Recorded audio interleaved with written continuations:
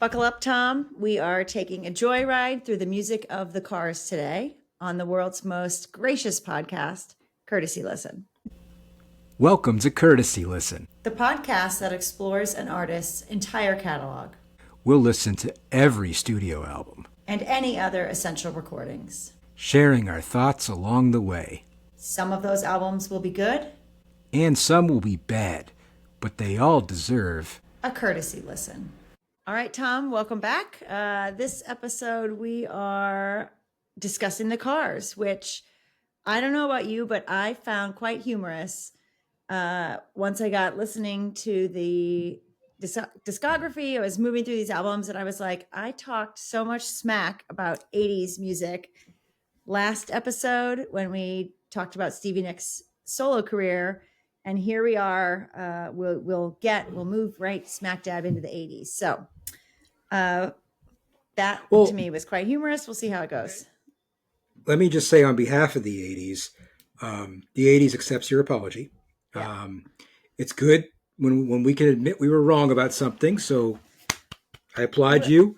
The 80s are without peer, and that'll be a recurring theme on this podcast. But yes, thank you for choosing the Cars, Adrian. It's great to be back here with you.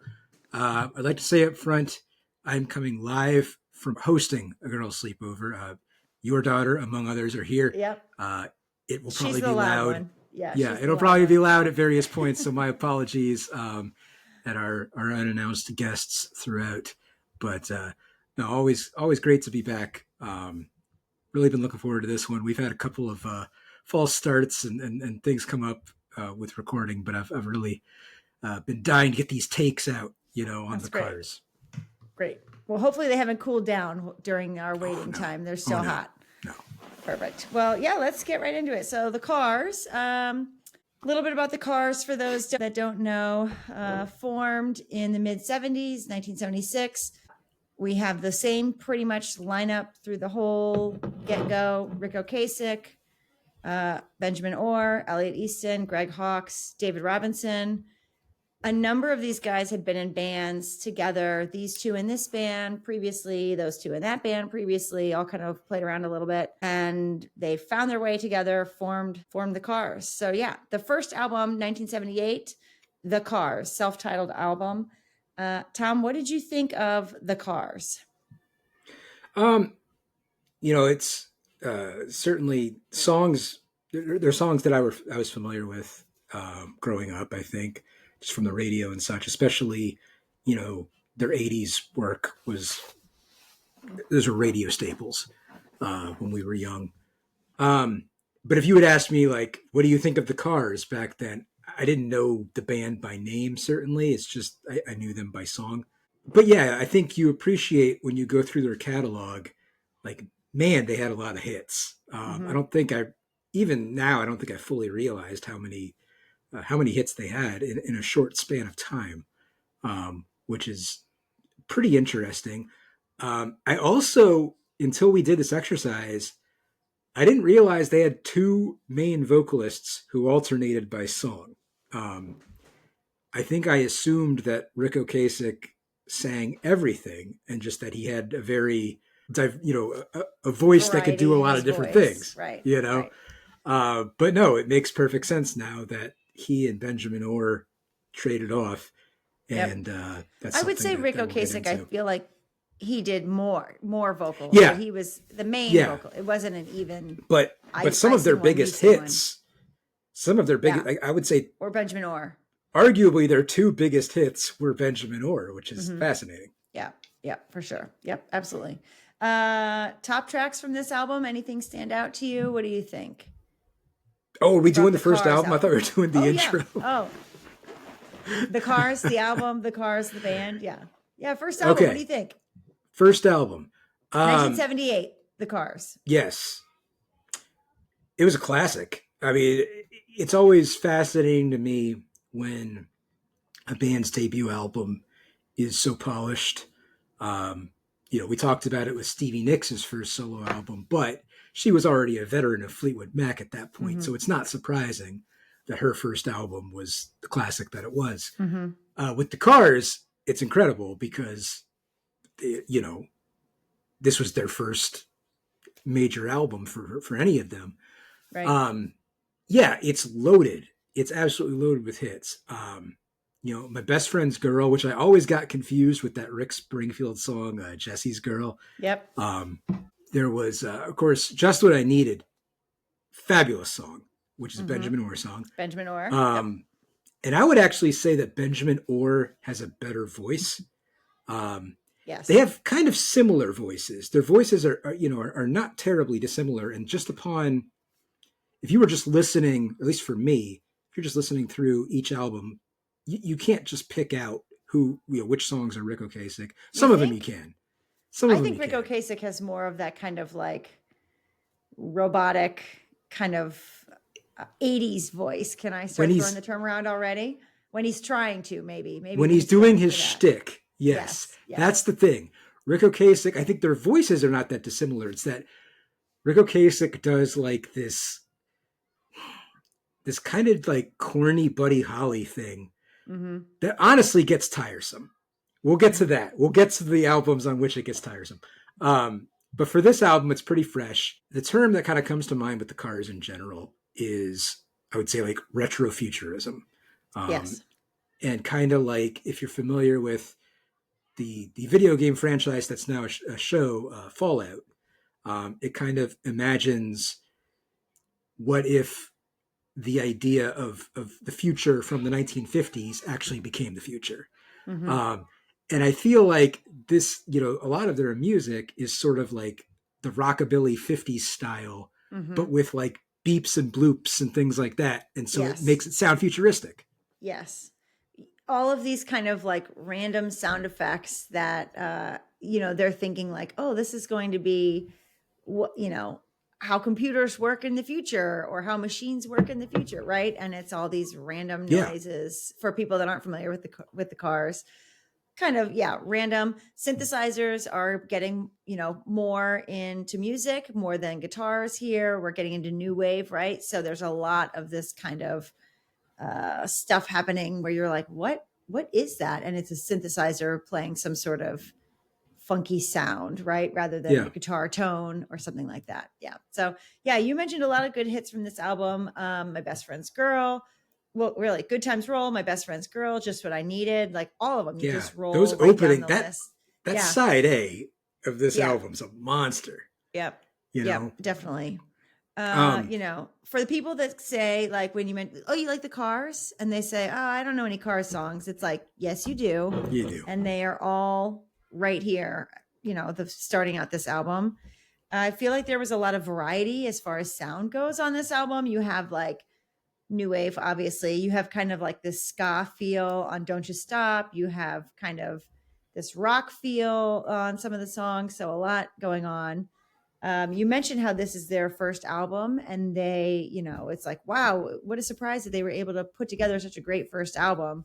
But I think there's two kind of factors at play there. First being that they had played together here and there previously. So these aren't just like, a bunch of guys in a room together starting out fresh for the first time. They've been in these other bands together.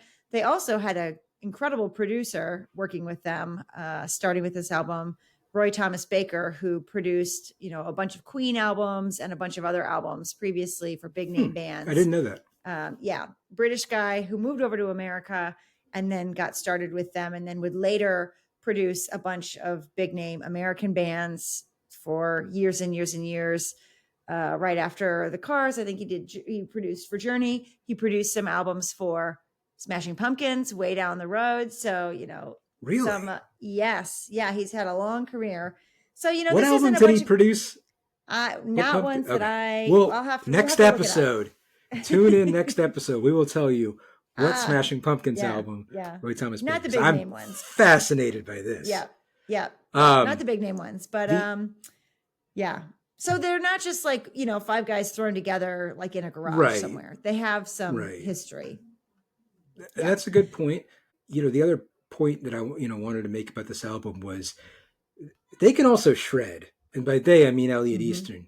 That solo on Just What I Needed is bonkers. Yep. And that guy can play. I think with a lot of new wave music, and I will tell you, like new wave is not necessarily my sweet spot in terms of like knowledge base or anything like that. I mean, I like Talking Heads, which I would consider to be new wave as Yep. well, but it's not something that I mean. If you look at my record collection, not a huge new wave section. Um, Of all the 80s albums you don't have a bunch of these new wave albums. no, because I'm more into the mid to late '80s Right. stuff. I don't consider like incendiary guitar licks to necessarily be part of the new wave thing. You know, I think of more synths and Yep. I almost think of like an aversion to, I guess, what I would call like classic rock largesse, like guitar solos. You know, because I think it shares kind of a punk ethos in a way. So I guess that was kind of surprising to me as well. I mean, obviously I already knew some of those songs, but just like there's a lot of songs where my man Elliot, he's shredding. You know, Yeah, he gets it. He definitely does. Yeah, so this was great album. This is a solid album. This year that they kind of hit it big, they were voted Best New Artist by Rolling Stone readers. So that's something to hang up on their wall, maybe. Yeah, I think this album. You have all those big name hits. My favorite tracks on this album are actually the last two tracks, which are Moving in Stereo and All Mixed Up. Moving They're in Stereo less is new. awesome. Yeah, they're less new wave. They're more rock. They still have some of that synth in it, but it's a great end to the album, especially an album that starts so strong. It doesn't just fall off at the end. You know, we've talked about other albums before where it's like, listen to side A, side B is kind of a throwaway. This is not the case here for Right. self-titled The Cars. Well, and Moving in Stereo, Believe, is another Benjamin Orr tune, if I'm not mistaken. Yeah. Awesome album. If you're only going to own one Cars album, clearly this is the one that would be the most essential. I'm not going to say it's my favorite. We'll get to that. But if you were only going to own one album, this is the one. This is it. All right, cool. Well, so the Cars, they had this great start. They hit it big with their first album, which doesn't always happen. The studio wanted them to kind of pump the brakes and wait before releasing a second album, but they fought back a little bit. They were like, we're riding this wave. We are ready to release our next album. 1979, next album, they released Candy O. So this is the same band lineup, same producer. Tom, what did you think of Candy O? Well, so this, if my memory serves, The Cars was released in June of '78. This was released basically a year to the day later. I think a year and maybe like 5 days or something like that. And this is clearly The Cars Part 2. And I know I complain a lot about bands who do all this experimentation and it's terrible and whatever. Well, you don't have to worry about that with Candy O. The Cars do not blaze any new territory at all. And I told myself I was not going to rag on them for that. You know, they had a sound that people loved and they stuck with it. I won't criticize that. I think we have to remember this was kind of a new sound at that time. Yeah. So the fact that like the second album sounds much like the first album, while these two albums sound similar, it may not have sounded like a lot of the other stuff happening at the time, right? So for us to be like, oh, this sounds the same, maybe in 1979, it sounded totally different from what else was out there. What I will criticize the band for is the opening track, Let's Go, is so corny. And I've always hated that song. Yeah. It was one of the big hits, though. I know. And the synth is great. That ba ba ba ba ba ba ba. But Rick Ocasek is just so lame on it with his I like the nightlife baby. Nobody who ever really liked the nightlife has ever announced I like the night. It's the kind of thing that's like self-evident. You don't need to tell people that. But it's very much him doing his shtick. Him doing sort of his like hip square kind of guy, you know, with the Buddy Holly glasses. I don't know if he actually wore Buddy Holly glasses. That's what I picture when I hear this. And it just feels like him trying really hard. So I don't like that song, but I do like the rest of the album. I think Lust for Kicks is good. I think Night Spots is good. What did you think? Yeah, this one, big hits were Let's Go that you talked about and It's All I Can Do. Um, while these are big hits, I would say that these are probably the least remembered of the big hits now for people looking back. I thought It's All I Can Do was good. It's, ballad-esque. It's a little bit slower. It feels kind of like softer or sweeter than some of their other songs, but it still has some momentum to it. So it doesn't feel like it drags or is languishing as you're like in this slower moment. It has a great guitar solo. Listening to that, I did stop and think to myself, like, I wonder what this would sound like if it was covered by a modern band. And I didn't take the time to go hunt and see if anyone had covered that. But like, it was fine, whatever. These songs, not too many of these stood out to me, but well, the songs didn't stand out to me. What did stand out to me was the fact that the Cars like to use this kind of bleed in transition from one song to the next, where there's not a clear ending of one song and the next song just kind of starts up. I don't know if I think you and I have talked about this before, Tom, I'm not quite sure, but I love that. And it's kind of a weird musical characteristic to point out, but I love it. My favorite instances are in Jackson Brown's For Every Man. He does this. And there's another band, modern band Typhoon, that I love that does this a lot. And so they did this in this album from Double Life to Shooby Doo, which like Shooby Doo is such a weird track. That's the only redeeming quality of it for me. But this bleed in happens several times across their albums. So I thought that was cool to hear as I'm listening through this. And I'm like, these songs aren't really, doing it for me. But there's moments of the songs that I'm enjoying. So that was good. This is like a quick hit of an album, real fast, like 30 minutes. You're in, you're out. It feels like you were like cramming for a test and you got it done just in the nick of time with this one. So yeah, fine album. It's definitely the Cars, but I don't think this is as spectacular as what we heard with their original album. No, it's not loaded with hits like the previous one. I mean, but being 12 months later, that's a tough expectation. Yeah, but a solid listen, an easy listen. Yep. And nothing really bad to say other than the opener that doesn't do anything for me. Yeah. All right. So then we take a tiny break. We are now officially moving into the 80s. So get ready. We're moving into the 80s. Our third album is Panorama, released in August of 1980.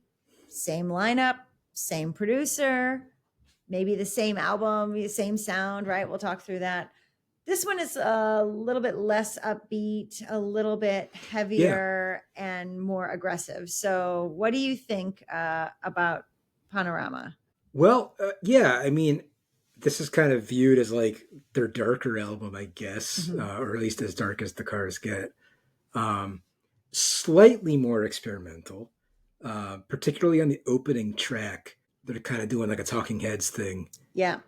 And that was like the first time we heard that voice, right? Yeah. It doesn't that go like well. robot voice going. Yeah. Panorama. Yeah. That opening track is not something I enjoyed. The rest of it sounds kind of like a Cars album, just not quite as many hooks and such. Right.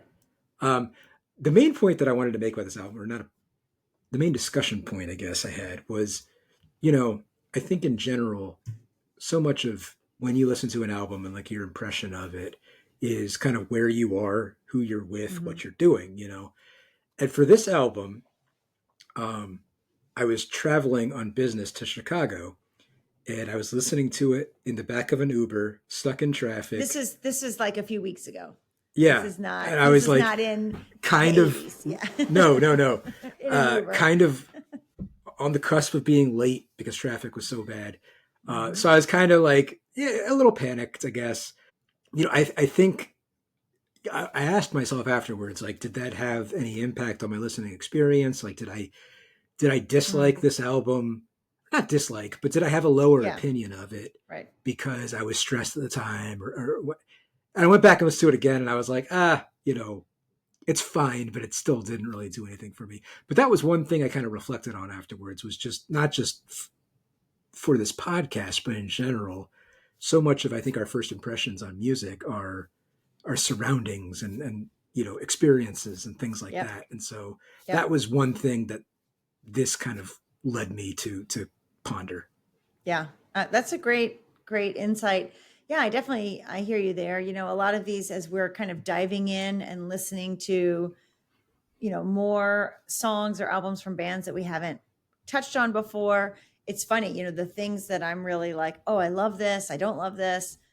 Those things that I'm really connecting to are the ones that I have some sort of history with, right? So it's like everything else is like, yeah, whatever, it's fine. But when you have something that you can connect or have a memory with or, whatever, it has definitely much more meaning. So yeah, Yeah. great thought. And I'm glad that your stressful Uber drive didn't totally ruin this dark album for you. So any standouts or no? What do you think? What was it? Touch and Go. I think I don't have the track Yep. list in front of me. Is that this? Is that Yep. that's That's this track one. 2? I think. Yep. Yeah, I like Touch and Go. That was probably the highlight for me. My second listen through, I didn't make it through the entire album. Yeah. Uh, the rest of it was, like I said, kind of a Cars album, Fine. but slightly fewer hooks. Yep. What This did you one, think of it? Touch and Go. Yeah, Touch and Go was the big hit from this one, made the top 100 chart.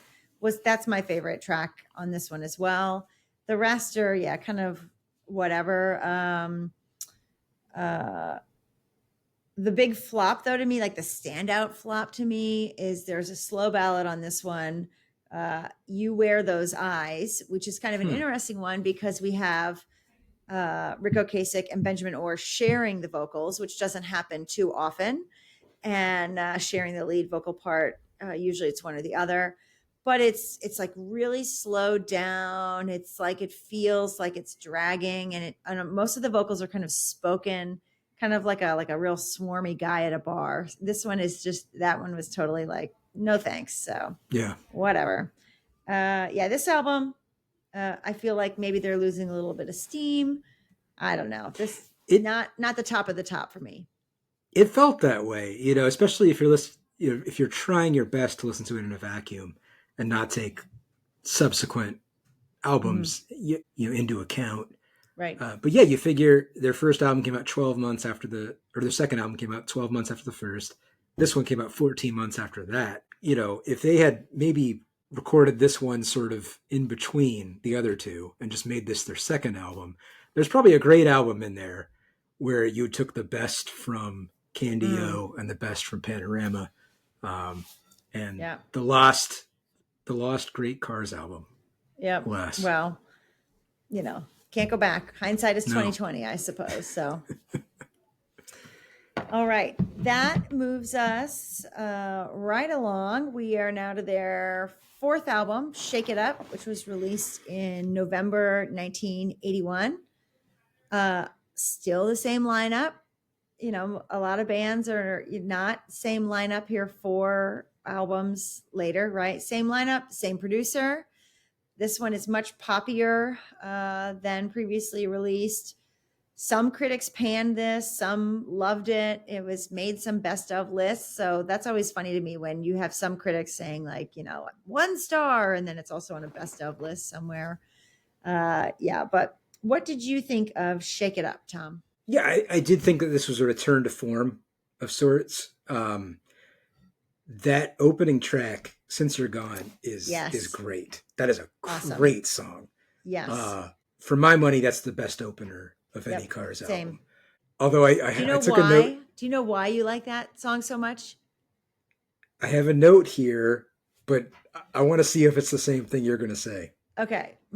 This is why I love that song so much. And this is true in other songs as well. And I'm learning so much about myself and how I enjoy music because of this podcast, which is really cool. That song opens kind of with minor chord, minor chord, minor chord, major chord, or some, I don't know, the actual term, some variation of that, right? But you get like resolution moving from this kind of like dissonant chord to a resolved chord. You get this resolution. And it's like within the first 30 seconds of the album, you feel like you've accomplished something. And I don't know, go back and listen to it. That kind of opening It's probably totally different than anything that you wrote down, but that is so great to me. Yeah. Well, you actually came with music theory. Like I'm shocked It's because probably all that wrong. is Nobody that tell is me if I'm not that wrong. is not what I wrote down. What I wrote down was he does the Bob Dylan voice. You remember with Stevie? We were talking about Stevie doing the Bob Dylan voice in that song, and in some others. Yes. Rick Yes. Ocasek resorts to Bob Dylan voice. Yeah. That's why you love it so At, much. at, well, that's one thing I enjoyed. That's Yeah. but Yeah. it's a great I tune. can't help it. Yeah. Yeah, exactly. Yeah. Yeah. I know exactly what you're talking about. I thought that I had the Yes. same thought. He, But I put that in the cons maybe it's just column, like not in the maybe you pros. just can't resist. Once you start cranking out all these songs, you're like, man, I've made it. I can do Bob Dylan Yeah. voice. And what was people will Dylan dig doing it. in 1981? He was probably a huge influence, right? Saved? I think he put you out would know more than Saved I in would. '81. That may have been 1980. Yeah. When I listened to that, You weren't asking literally. Sorry, go ahead. I was. No, I Oh, okay. was. And whatever you tell me, I'm going to accept as fact. I think it was Saved. Yeah. That one, I also connected that to another song that I just raved about a couple episodes ago, which is Smoking from Shooting by My Morning Jacket, which does the same thing, where it's this like minor, minor, minor chord, major chord, and that resolution. I don't know. It just like ties everything up with a nice little bow for me. It's great. That's right. It gets you ready for the Bob Dylan voice. Yeah. I have a type, I guess. Any other? So that song you love? Any other tracks that really stand out? So the title track, I love the music of it, and again, that guitar solo is so good. One of the tropes that I enjoy in music is when a guitar soloist incorporates the vocal melody, and he does that famously in Shake It Up. Nirvana did it all the time, in their solos.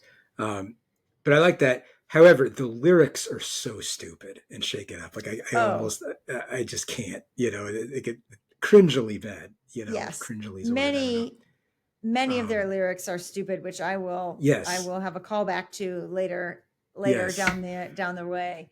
But yeah, agreed. The other track, which I didn't know until we did this exercise, I'm Not the One, which is a slower song. And it makes me laugh. First of all, it's a great track. I really like the song, but it makes me laugh because it has like this keyboard intro that is really like maudlin and just overly dramatic. It's like breathy. Yeah. Yeah. And whatever setting, he chose on the Casio for it sounds exactly like the intro to Boys in the Hood by Eazy-E with that bum, bum, bum, bum, bum. It cracks me up every time. It's all I can hear. But I do really like the song anyway, in spite of that. And I think this is a solid album. Who was first? The Cars were first. The Cars had a jump by a good 8 years or so. I don't know if I made note of this somewhere, and maybe I'll call back to it later, but there's some song in the Cars anthology somewhere, and I couldn't tell you even which one, but it sounds like Right Here, Right Now by Jesus Jones. By Jesus Jones. It's like the same that's opening. A great song. Yeah. And I'm like, Jesus Jones ripped off the Cars, but maybe your example did too. Maybe they were so instrumental across all these genres, which is really interesting. So I'll have to figure out which song that was, and we got to bring that up next episode too. Okay, well, go for it. Perfect. Let's see here. This one, Shake It Up. What songs did I like on Shake It Up? I mean, the ones that you've mentioned, Since You're Gone, Shake It Up, awesome tracks. This was a really solid album for me. We get another great like bleed in from one track to the other, from Think It Over to the last track, Maybe Baby. I think my favorite track on this one, giving some credence to my side 2 track 1 theory that I will hold fast to, is A Dream Away, which is side 2 track 1 for this album. Great song, has a really fun chord progression, There's some like vibra slap in there, so you get some weird percussion and not just. I mean, maybe they played it on the synthesizer. Who knows? But maybe they actually had the real thing going. But yeah, I think this is a solid album with a lot of really solid songs included. Awesome. I will say this one, I think, reinforces the fact that a lot of Cars songs sound the same. And Oh, they so all when I sound go the back same. and I kind of revisit this and I like, oh, I listened to this 2 weeks ago and I'm trying to go through and like separate the songs in my head and everything. I'm like, man, that Yeah, was the one no, that sounded like a no. Cars song. And that was the other one that sounded like a Cars song. Yeah. Very listenable, but they all kind of run together with the Yeah. exception of the big hits. Yeah, absolutely. Well, and that listening, talking about the albums, that kind of makes it, at least for me, kind of hard to talk about the albums where it's like, well, they all just sound the same, right? They could Yeah. just be one giant album. So anyway, moving on to more Cars songs. Maybe we'll get a little bit of a different sound here on the next one. Heartbeat City, released in 1984. So there's a bit of a break here. We have the same band lineup, but we have a new producer. So maybe a new sound coming along with that new producer. They are definitely getting into that 80s sound, quote unquote 80s sound by now. This is a really good album, a lot of solid tunes. They had 6 singles on this album, which is more than some of the others. Tom, what did you think of Heartbeat City? Well, this is the album they were always destined to make, in my opinion. I am a noted lover of the mid to late 80s, and this is kind of right on the cusp of where where I feel like music really hit its pinnacle, if you will.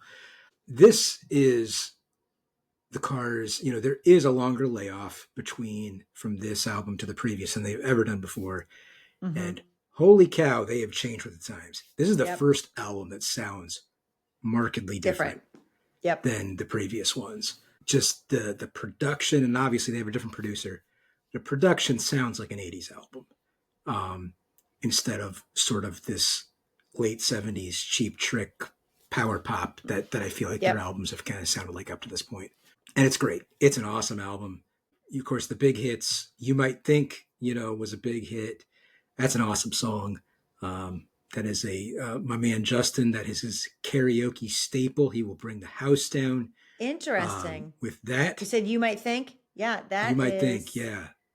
Side 2, track 1. There you go. Justin's apparently in on it too. Drive is, I think, sort of the quintessential 80s Cars song. Heavenly. Yep. It's a great song. I love that song. Benjamin Orr doing his thing. Rick Ocasek couldn't have sung that song, in my opinion. No, had to be absolutely Benjamin not. Orr. Absolutely not. It's certainly probably the most sincere of any Cars song. Yes. I think it's a great tune.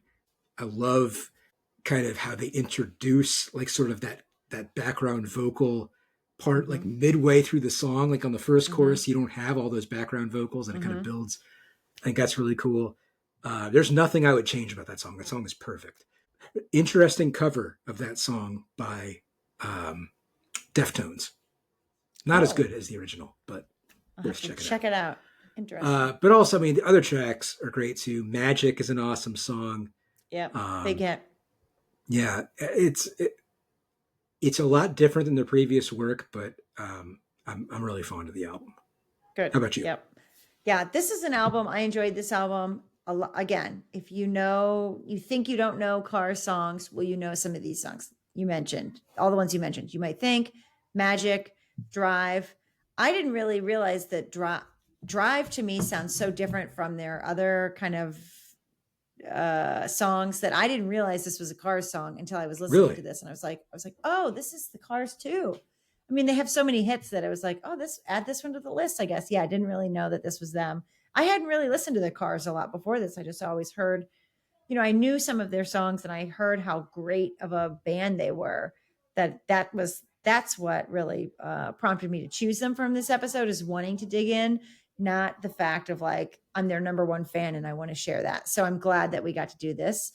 Yeah, Drive is definitely the ballad that we needed to kind of redeem the Cars from some of these past albums, some of the songsmithing attempts that they had made. Yeah, definitely much better on the ballads for them. That was the first kind of automobile related mention that I caught. I was thinking the same thing. Yeah. Like it's a Yeah. song called There's Drive right. by There the were a Cars. few. Yeah, there was a song called Cruiser on one of the past albums. In my reading and research, I did come across someone saying somewhere that Rick Ocasek did not like car or automobile. Like he did not want that to be a thing for them, which is funny because there's like a car or some car reference on a lot of the album covers, which makes sense. Right. But this one I was like, oh, for somebody who doesn't like, references to automobiles, to have one of your biggest hits be Drive, that's kind of, ironic. So Yeah. that was a great track. Magic is like just a fun song. Looking for Love, I felt like that yeah, one. Looking for Love. I forgot yeah. that one, but yeah. Yeah, a little bit of a slower song, another kind of song. I felt like Looking for Love was like the perfect romantic song to play during a big like 80s teen movie wrap up. Like I was like, I could see this on the big screen. And yeah, you might think is a funny one. This also was funny to me coming across this. It's a great song. Have you seen the music video for You Might Think, Tom? I never have, no. Okay, well, you need to look it up on YouTube because 1984 was the year of the first MTV Video Music Awards, which, as coming of age in the 90s, that was huge, right? The MTV Video Music Awards. And they won for You Might Think for Best Video. They got tons of nominations for Best Art Direction, Best Concept, Most Experimental. Cost them way more money to produce this video than other music videos at the time. And you go back to that video and you will laugh because it was one of the first videos that used computers to do animation. And it has all of these kind of like footage of the band that's been spliced together.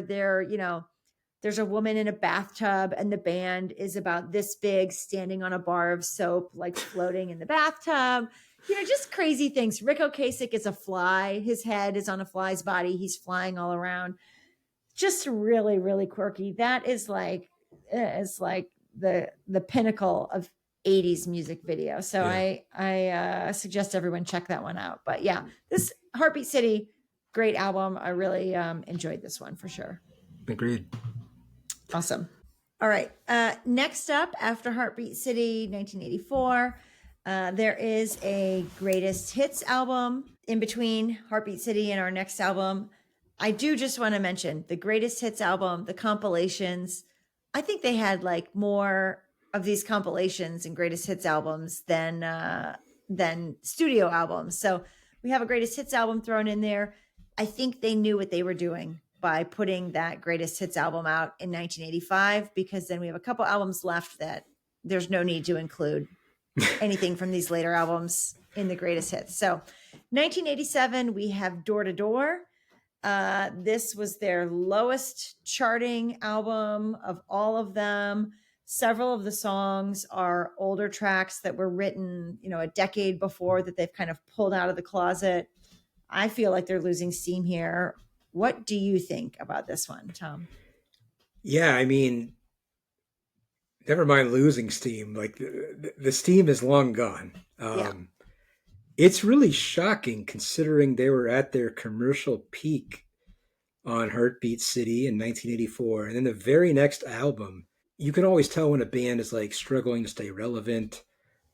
And that's not uncommon to follow up an album, a massive album like that.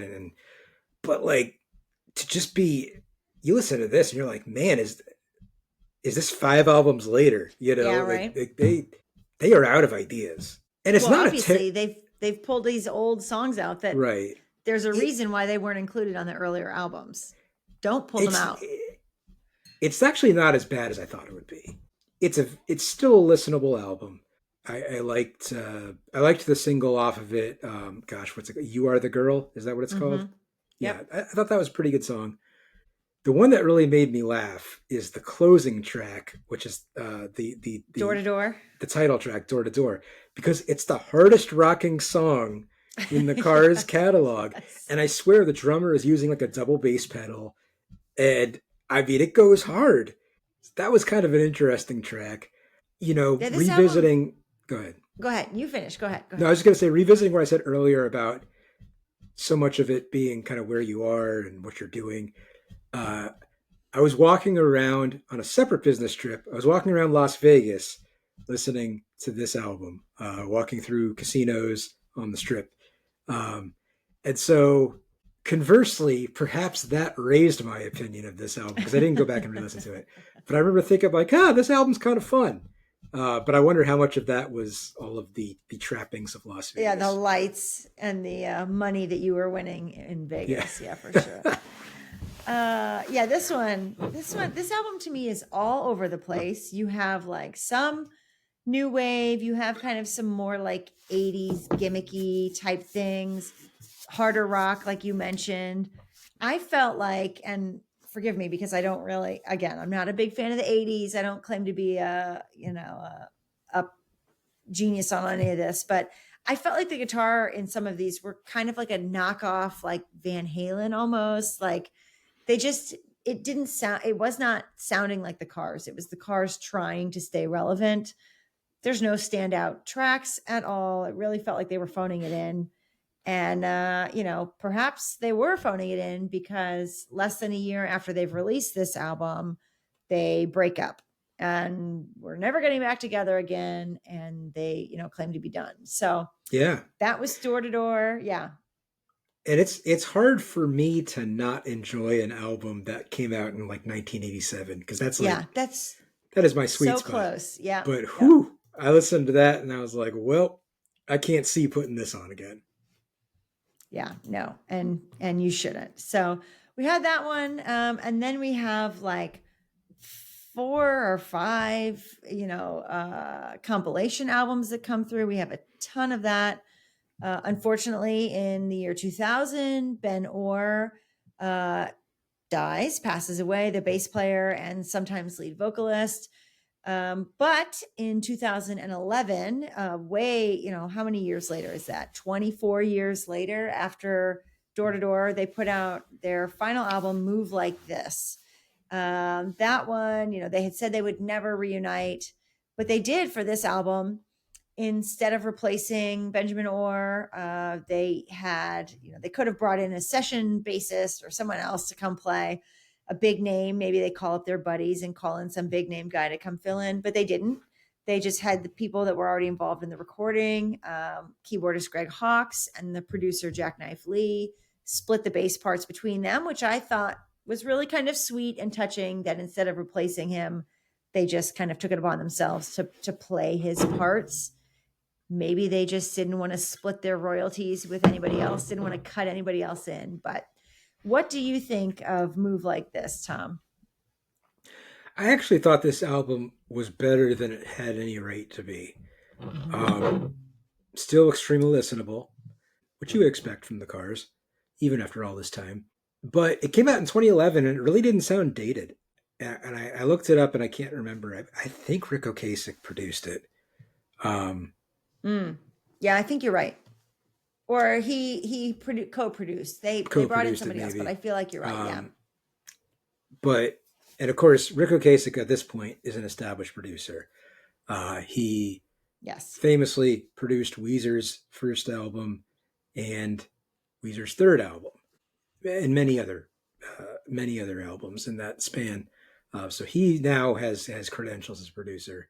I actually, like I said, this is a pretty listenable album. There weren't necessarily any tracks that stood out to me, but I was like, this is solid background music. Yep. I'm not mad at this. So yeah, good for them for getting back together one more time and and putting out something that certainly was better than Door to Door. Absolutely. Totally respectable album. I thought the same thing, especially after listening to Door to Door and then being like, oh no, what are we going to find on this next one? Yeah, it was a great album. I enjoyed some fun tracks. We had Keep on Rocking, which was a good, fun rock song. We had Free, which is a real toe tapper. Mm-hmm. I felt like a lot of these songs kind of were reminiscent or borrowed little bits from their earlier songs. A sad song basically sounds like Best Friend's Girl. And there's, just little shared bits, but it's a great callback to their earlier work. The Yeah. the ballad on this one, Soon. Rick Ocasek did vocals on this album, obviously, because Benjamin Orr was gone. Soon would have been 100 times better with Ben Orr on the vocals compared to Rick Ocasek. So that was a real shame. The other kind of thing that I thought as I was listening to this album, you mentioned the lyrics earlier about how these lyrics, their early lyrics, are all kind of kooky and weird. This album, I felt like Rick Ocasek, who wrote the vast majority of their song, he was their main songwriter. I felt like he was trying to go deeper or like say something or have some sort of meaning behind this album. And he totally missed the mark. And I wish he would have just gone back to writing just crap that made no sense because it was just too much. So I enjoyed this album with some kind of caveats to it. Yeah, it's true. As a lyricist, man, he just was not particularly talented. I mean, No. they were great songwriters, just not great lyricists. Yeah. If I did sit and think about like what is the best lyric in the Cars catalog, and I think it doesn't matter where you've been as long as it was deep, which is kind of funny. But yeah, you're hard pressed to find too many good lines in the Cars catalog. Yeah, for sure. Well, that's their last album. They were made it into the Rock and Roll Hall of Fame in 2018. In 2019, Rick Ocasek died. So yeah, a long career with so many hits, just a crazy number of hits, crazy number of records sold. Yeah, definitely one of the key rock bands of their time for sure. I would love to hear everybody's favorite part of the show, your top three, bottom one. Let's start with your top number three. Tom, what's number three for you? What do you think? See, the top two are easy. Okay. Actually, the top three are easy. Number three is Shake It Up. It's a polished album, a return to form, as we said. And I think the standout tracks are really good. So, yeah, Shake It Up. Okay. Shake It Up. Number three for you. Well, number three for me, it's got to be Heartbeat City. It's a great album. Yeah. A lot of good hits on there, lots of top tracks, but not my favorite. And we'll get to that. Yeah, but number three was a hard decision for me. So I almost chose their last album, Move Like This, for number three. Whoa, my gosh. Yeah. I would have fallen out of my chair. Yeah. Well, shoot, we should go back and re-record so I can do that because I don't know. That Move Like This album, I think it was maybe such a triumphant return. I was like, this deserves a spot in the top three, but Heartbeat City went out. So that was my number three. What was your number two, Tom? Number two. Number two is their debut album, self-titled The Cars. As we mentioned, hits from front to back. I can't believe I didn't talk about You're All I've Got Tonight, which was, again, famously covered by the Smashing Pumpkins. Maybe not famously covered, but covered nonetheless. I was going to say, I didn't know that. So not famously covered. That's an album that you can play front to back. And it's just a classic. Yeah, I agree. I chose Self-Titled for my number two as well. Great album, lots of hits. I think you said in the opening as we were discussing that album, if you're going to buy one Cars album, that's the one to buy. I don't know if I would put it quite there, but a great album nonetheless. And that brings us to number one. I think I know what your number one is. And you absolutely know. And you probably know what maybe my number one is. But what's your number one album? Is it Door to Door?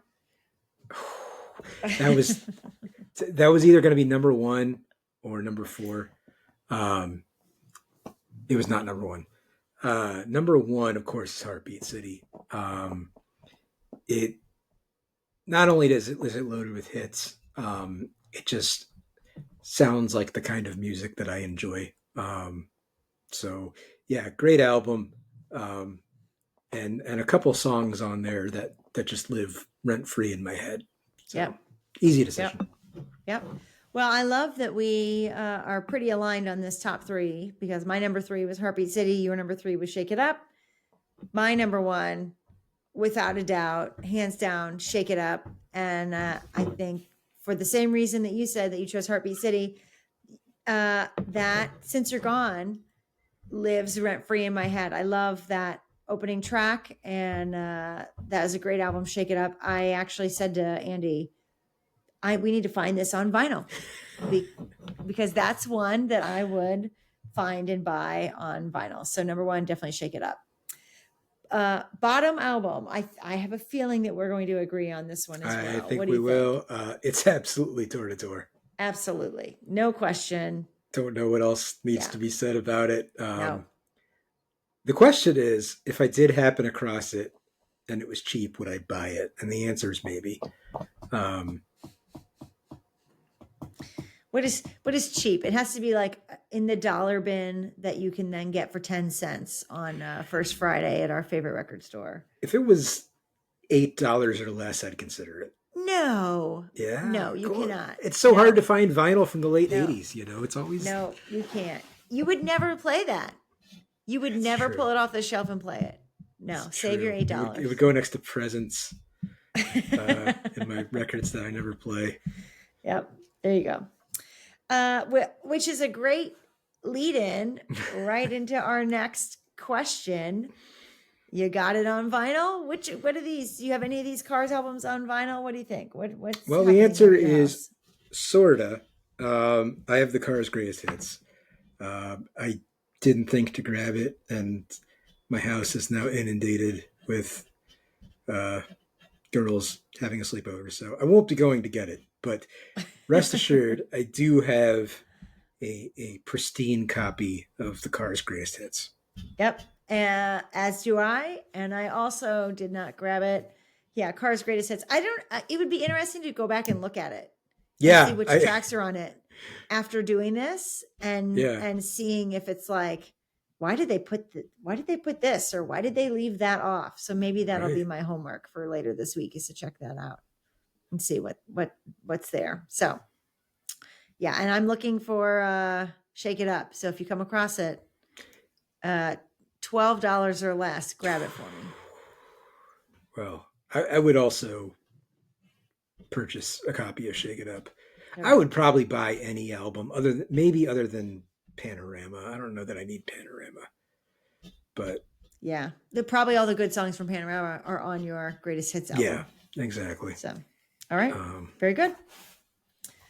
Well, every episode that we do, the host or the the person that chooses the band that we're discussing also poses some sort of follow-up, wrap-up question to kind of make sense of all this.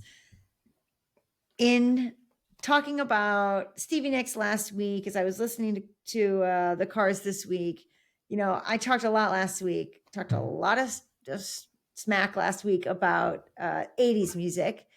And I think this idea of, musical traits paired with genres is really interesting, or paired with musical traits paired with decades, is really interesting.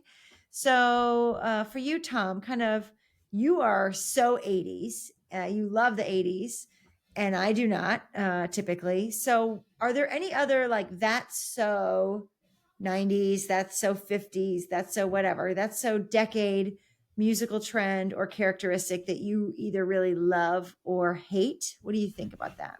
Anything stand out to you? Yeah, I my answer is going to be negative because to me, there's no decade that stands up to the '80s musically. I think that the decades that followed were each one, it was sort of diminishing returns, that each one got Mm-hmm. gradually worse. Mm-hmm. But I will say which one particularly stands out as the worst would be the most recent decade of the 2010s, Mm. which effectively destroyed the music industry. Yep. I don't want to get too negative on here, and I know probably there's a lot of folks who may watch this who really like music from the 2010s, and I think that's great. And I don't want to make you feel badly for liking something you enjoy. Um, I just there are very few albums produced during that decade that have any meaning to me. There's a handful. We'll get to them at some point on this show, I'm sure. Um, but as good as the 80s are, um, that to me is how bad the 2010s are. And I have a feeling 2020s will be even worse. But I didn't want to pick a decade that is only halfway over. Yeah. Um, Yeah. I had some of the same thoughts. I was thinking on the negative side of things, like the 2000s pop, where you have kind of like these constructed bands where they're not, like five guys that find each other in a garage, but it's some producer somewhere is like picking people out of tryouts or whatever, overproduced, formulaic. Not a fan of that. Right now, I think in our current decade, this trend of kind of social media music where you have like yeah, TikTok songs, random songs becoming massively popular based on like a 20-second clip. Yeah, that kind of stuff. Not a fan of that. A decade that I do really love and enjoy when I think of as overall as a decade is like, to me, 60s rock, where you're thinking of with like a real blues influence or like a psychedelic influence. Really love that. Although 60s is kind of a misnomer because it does bleed into the 70s, which a lot of these things bleed between decades. But for yeah, I yeah, think, yeah, pro I think for as good 60s as and for as good as the con would late be 60s were, current. like the early part of the 60s, man, a lot of that stuff's tough to listen Yeah, to. yeah, absolutely. Which is weird, weird, but I think Yeah, when somebody says 60s rock, hopefully they're right. talking about the good stuff, right? And they're not referencing the bad stuff. So Yeah, that. Which so we've talked about a number of bands across decades, which is really we cool. have. We've kind of jumped around a bunch.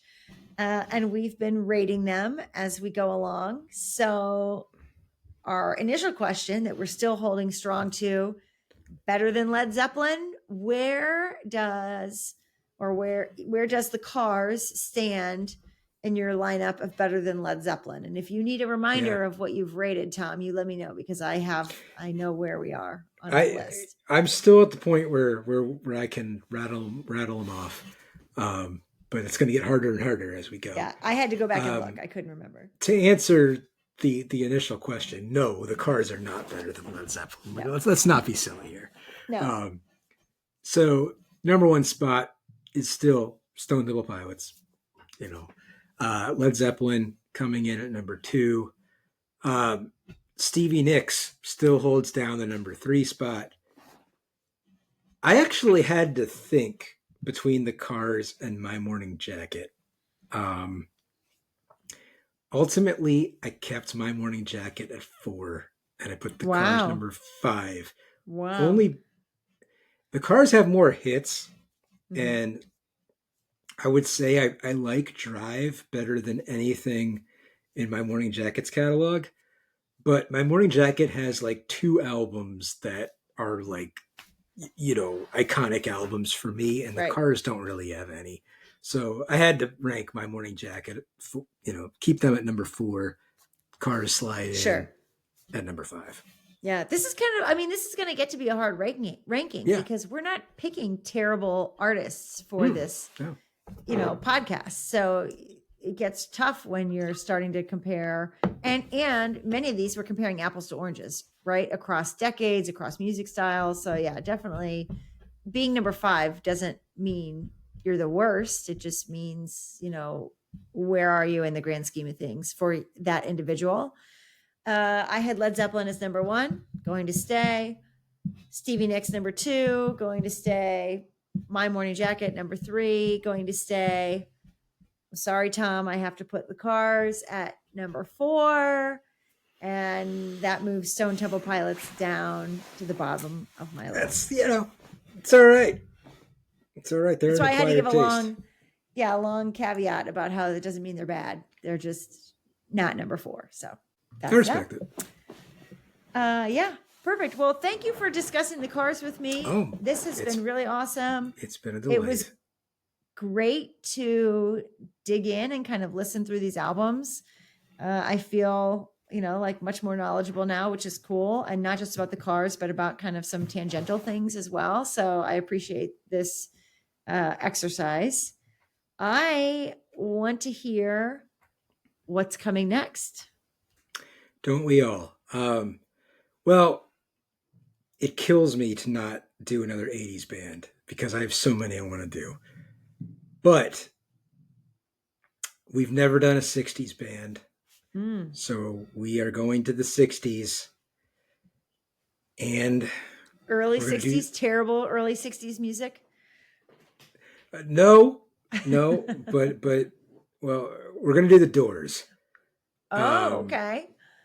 The Doors hold personal significance for me that frankly I'd like to forget, but I will get into all of that next time.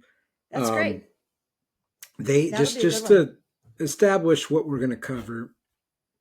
They have 6 albums with Jim Morrison. They have 2 studio albums post Jim Morrison. We're going to do those 2. Okay. And then they have an album, a spoken word album that they released with Jim Morrison, spoken word and them doing the music, called An American Prayer, that came out in like 79. That was actually like, it took off, Interesting. We have to listen to that too. So 9 albums altogether. We're not doing any live albums or anything like that. Just those 9. And that 1979, when did Jim Morrison die?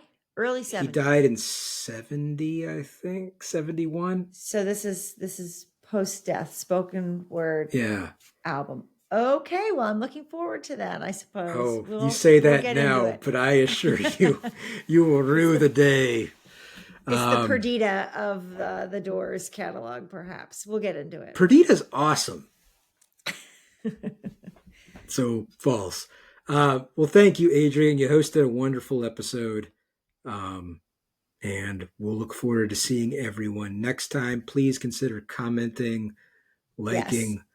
Yes. Subscribe. My kids want to know how many subscribers I have after every episode. Yes. So we got to get that number up. Send check or money order if you so choose. And just remember, everyone's a critic and most people are DJs. Good night, Adrian. Good night, Tom.